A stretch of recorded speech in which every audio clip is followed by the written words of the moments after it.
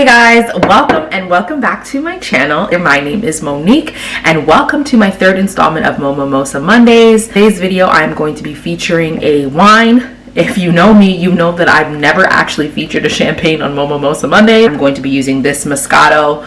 We're going to mix it up with some juices and some fruits and make it really good. I also am going to be making brunch because it's Sunday, almost afternoon-ish. I'm super hungry. I'm about to sit down and watch my Sunday morning service, and I want to make sure that my stomach is not growling through the entire thing. I'm gonna go ahead and make these pancakes. I have some bacon, I have some eggs, and we're gonna throw down. So if this is your first time, please make sure that you go ahead and give this video a thumbs up. Make sure that you subscribe to my channel for other amazing content, a lot of vlogs, a lot of DIYs, a lot of hair and makeup videos. I do a little bit of everything because I'm a one-woman show. So without further ado, let's jump right on into this video. If you're new to Moe Mimosa Mondays, I usually take this time to discuss current world events. Obviously, the most pressing thing that's on all of our hearts is Chadwick Boseman's death. I think that it came as a shock and a surprise to a lot of us. He was a hero for a lot of kids and quite frankly for a lot of adults.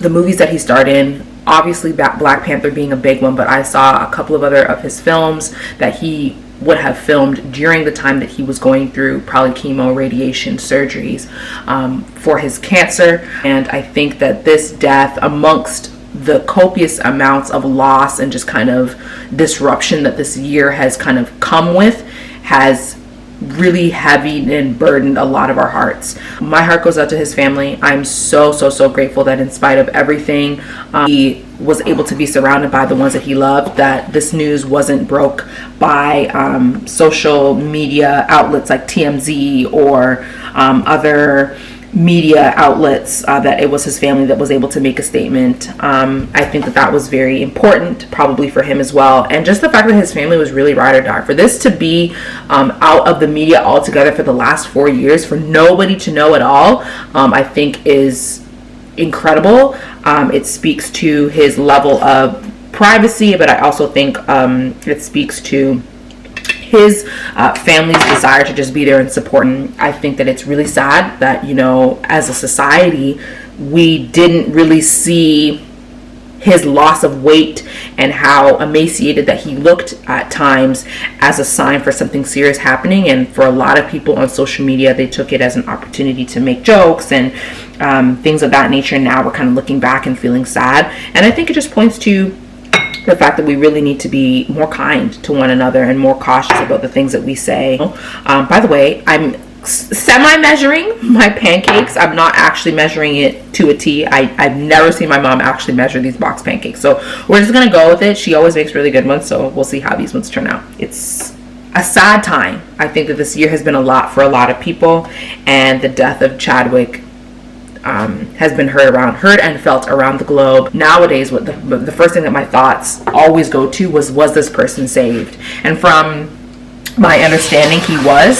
So that kind of brings me a sense of comfort, like, okay, like, yes, it's a loss, but at the very least, we can be comforted by the fact that he's going to be with Jesus. And I understand there may be people on here who are of different faith backgrounds than I am, but for me, that's what brings me comfort. I know Jesus to be my Lord and Savior, and I know that when I die, I'll be going to heaven. So to know that somebody who's that impactful on this side of heaven also had a relationship with Christ and also can be assured of that same thing makes me feel good. Okay, so next up, I wanted to talk a little bit about what's happening in media concerning Black women, because I feel like there's been a lot recently, from Meg the Stallion on a larger social media scale being shot to smaller social media scales. I don't know if a lot of you watch a lot of other YouTubers, but me, I'm really into like watching other YouTubers, the YouTuber world, I guess. And so I watch YouTubers like Keesha Anderson, who recently came out with a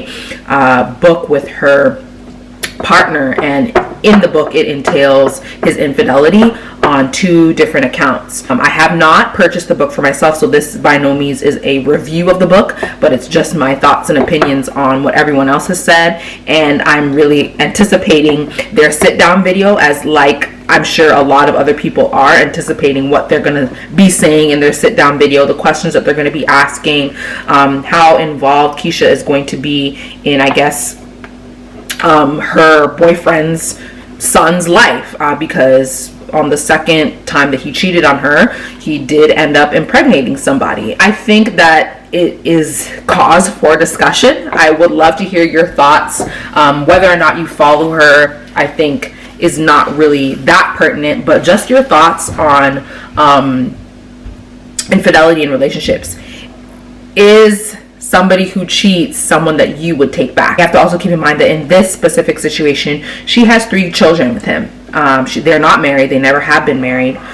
He got the other girl pregnant in between the time that he had his twins and his recent daughter, I guess you would say.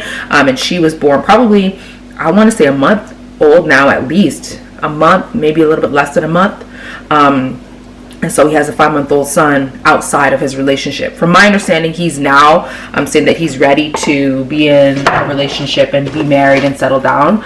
But I find it very problematic that not just him, but a lot of black men feel as though black women's trauma and our ability to remain strong in times of crises and to just put up with a lot, and even black women, like, we sometimes feel as though the only way that we can validate our relationship is by whether or not we stick around for the good times and the bad, if we're ride or die. Like, I don't need to ride or die in order to establish that I want to be with you. And I don't think that I should be tested on whether or not I'm going to ride and or die. I think that relationships and love can be healthy. I think that you can have a sustainable, loving relationship without going through all the turmoil of just the drama that sometimes relationships come with.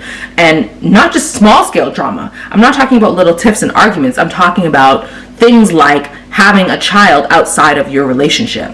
And I think that a lot of times black women specifically feel as though we cannot be loved without that trauma that supersedes or solidifies our loyalty to that relationship. Or we can't receive that because, oh, you know, this guy can't really love me unless I go to the trenches with him, like, unless I go to war. Like, no, you don't need to do all of that to know that this person loves you.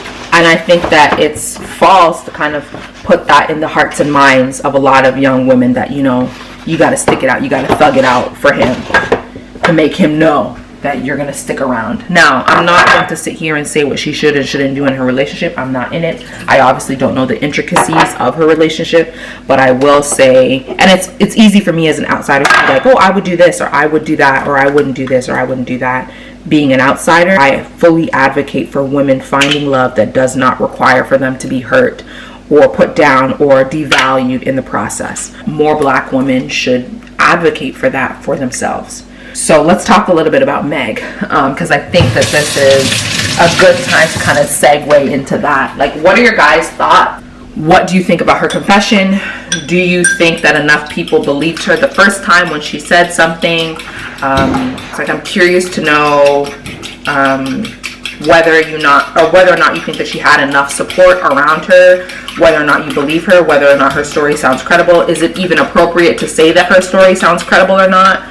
My thoughts and opinions on the matter is that a lot of times women are not believed the first time when they kind of give their confession about some sort of abuse and or negative interaction or something along that lines that they've encountered with men.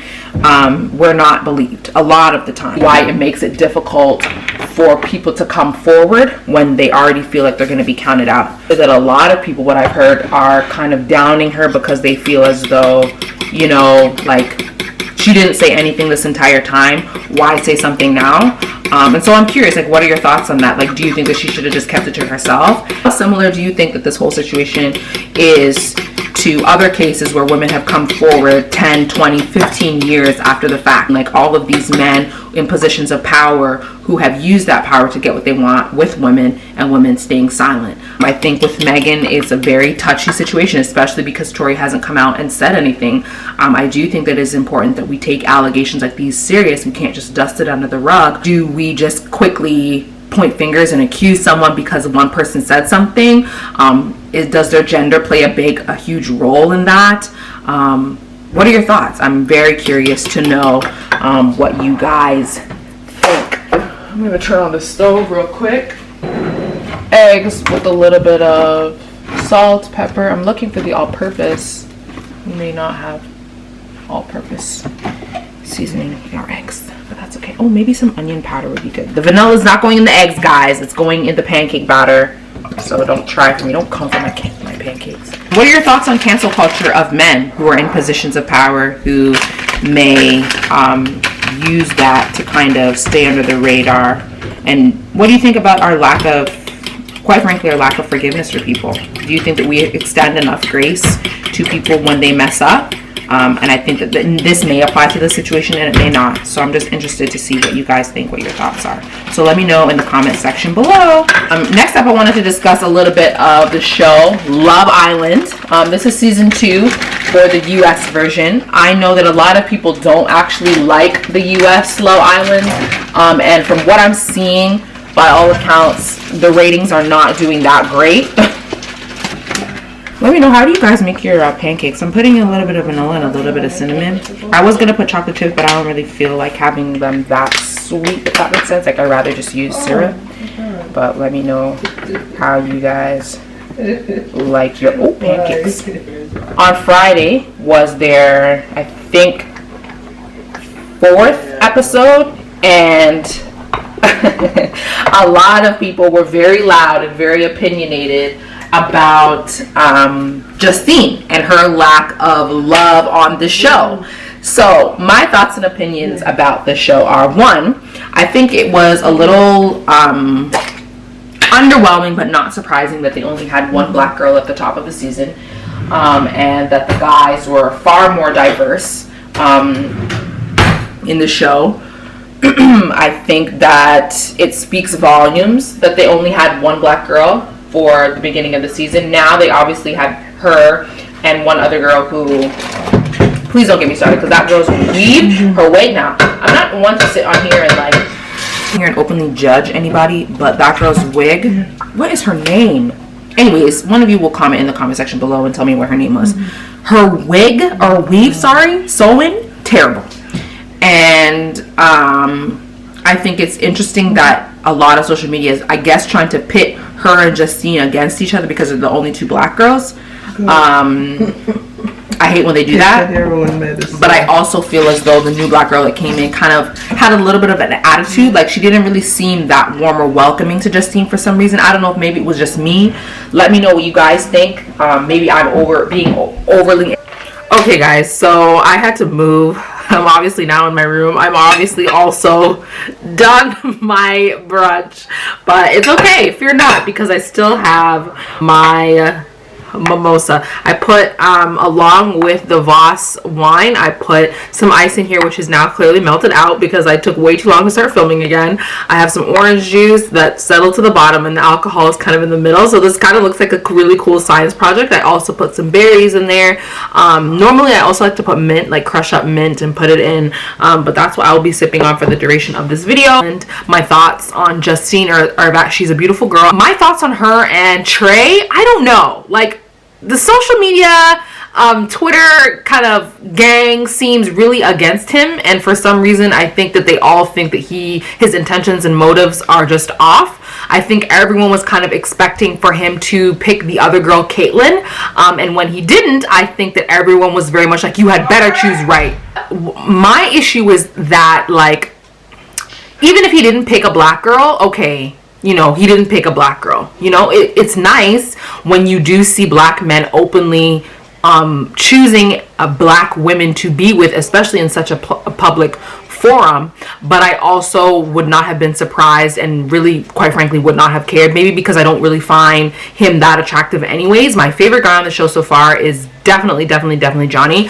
There's something about him, like, even though aesthetically he looks good, I think that his personality just seems like he's very much of a stand-up guy. Now, I don't know if it's because he's been around a lot of women, and so he just seems to really know how to talk to women. I love his relationship that seems to be budding with Celie, or Sally?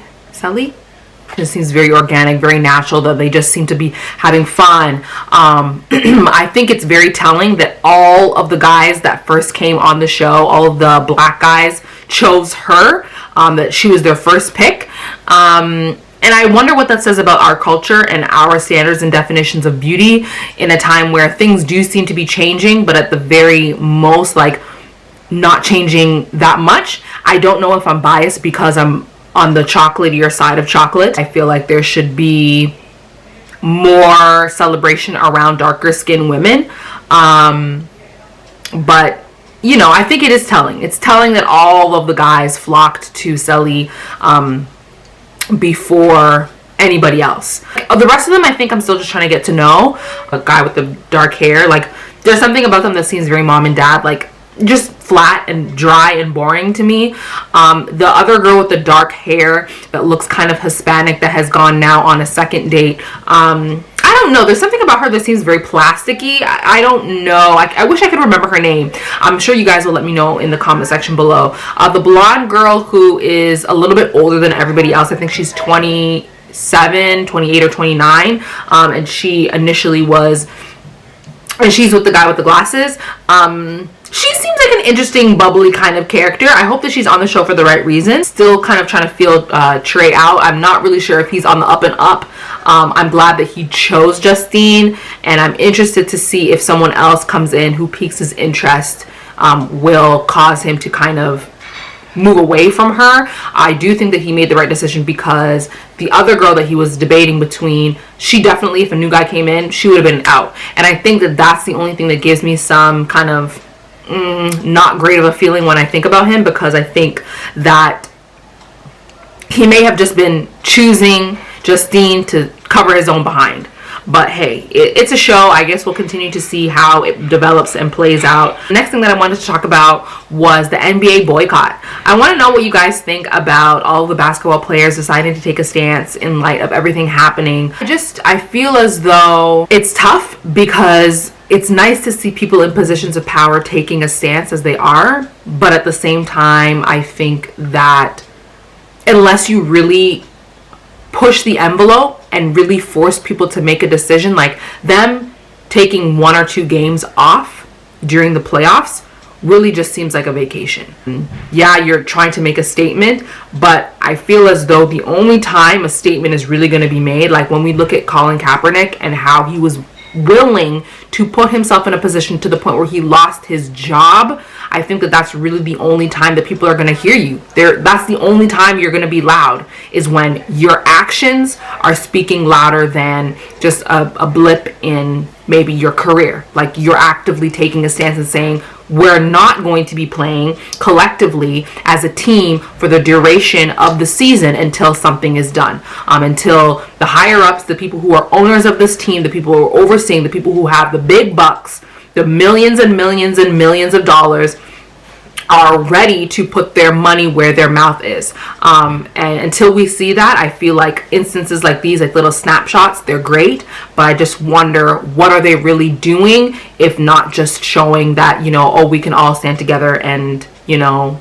sit out this game and still make our money.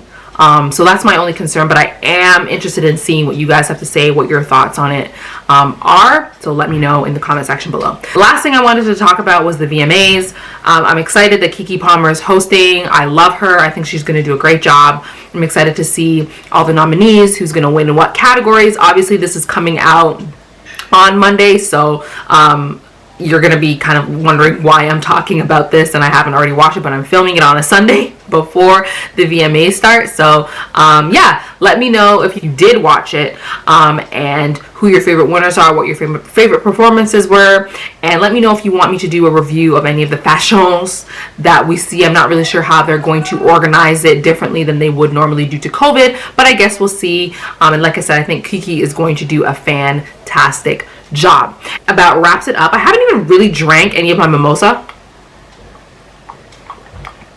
this whole time. The ice has melted out and I really need some more ice, so I'm gonna go get some more ice for this.